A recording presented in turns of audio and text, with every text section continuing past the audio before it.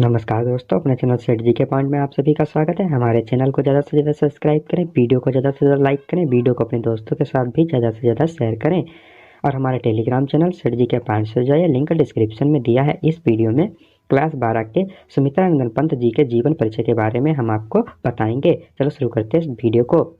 जीवन परिचय। प्रकट चित्रण के अमर गायक कविवर सुमित्रा नंदन पंत का जन्म 20 मई सन 1900 ईस्वी में अल्मोड़ा के निकट कोसनी गांव में हुआ था। जन्म के 6 घंटे बाद ही इनकी माता का देहांत हो गया था। पिता तथा दादी के वात्सल्य की छाया में इनका प्रारंभिक लालन पालन हुआ। पंत ने 7 वर्ष की अवस्था में ही काव्य रचना आरंभ कर दी थी। पंत की शिक्षा का पहला चरण अल्मोड़ा में ही पूरा हुआ। यहीं पर अपना नाम गोसाई दत्त से बदलकर सुमित्रा नंदन पंत रख लिया। सन 1919 ईस्वी में पंत ने अपने मझले भाई के साथ बनारस चले आए। यहाँ पर इन्होंने क्वींस कॉलेज में शिक्षा प्राप्त की। सन 1950 ईस्वी में ऑल इंडिया रेडियो के परामर्शदाता के पद पर नियुक्त हुए और सन 1957 ईस्वी तक प्रत्यक्ष रूप से रेडियो से संबद्ध रहे। सरस्वती के इस पुजारी ने 28 दिसंबर 1977 ईस्वी को भौतिक संसार से सदैव के लिए विदा ले ली। साहित्यिक परिचय। छायावादी युग के ख्यात प्राप्त कवि सुमित्रा नंदन पंत 7 वर्ष की अल्प आयु से ही कविताओं की रचना करने लगे थे। इनकी प्रथम रचना सन 1916 ईस्वी में सामने आई। गिरजे का घंटा नामक इस रचना के पश्चात वे निरंतर काव्य साधना में तल्लीन रहे।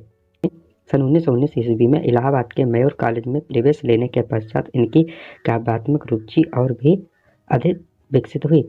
सन 1920 में इनकी रचनाएं उच्छावास एवं ग्रंथि प्रकाशित हुई। सन 1921 में इन्होंने महात्मा गांधी के आह्वान पर कॉलेज छोड़ दिया और राष्ट्र मुक्त आंदोलन में सम्मिलित हो गए, परंतु इनकी कोमल प्रकृति के कारण सत्याग्रह में सक्रिय रूप से सहयोग नहीं कर पाए और सत्याग्रह छोड़ पुनः काव्य साधना में तल्लीन हो गए।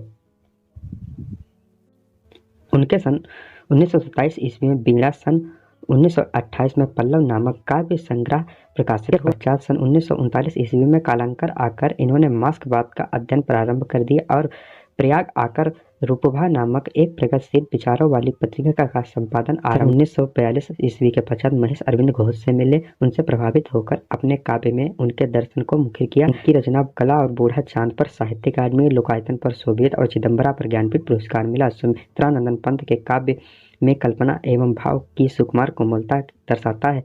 इन्हें इस प्रकृति एवं मानवीय भावों के चित्रण में विकृत तथा कठोर भावों को स्थान नहीं दिया है।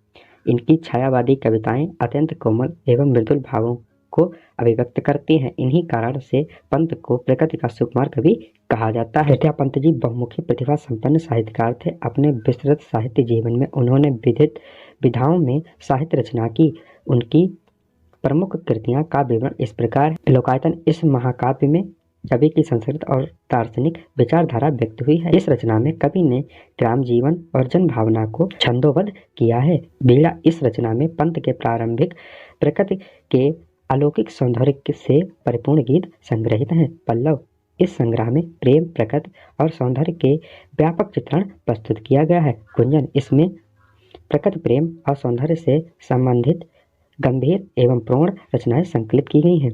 ग्रंथि, इस काव्य संग्रह में वियोग का स्वर प्रमुख रूप से मुखरित हुआ है। प्रकृति यह भी कवि की सहचारी है। अन्य स्वर्णधुली, स्वर्णकिरण, युगपथ, उत्तरा तथा अंतिमा आदि पंत जी महर्षि के नवचेतनावाद से प्रभावित हैं। युगांतर, युगवाणी और ग्राम्य में कवि समाजवाद और भौतिक दर्शन की ओर उन्मुख हुआ है। इन रचनाओं में कवि ने दीनहीन और शोषित वर्ग को अपना काव्य धारा का आधार बनाया है। नमस्कार दोस्तों, मिलते हैं नेक्स्ट वीडियो में। तब तक के लिए आप सभी का धन्यवाद।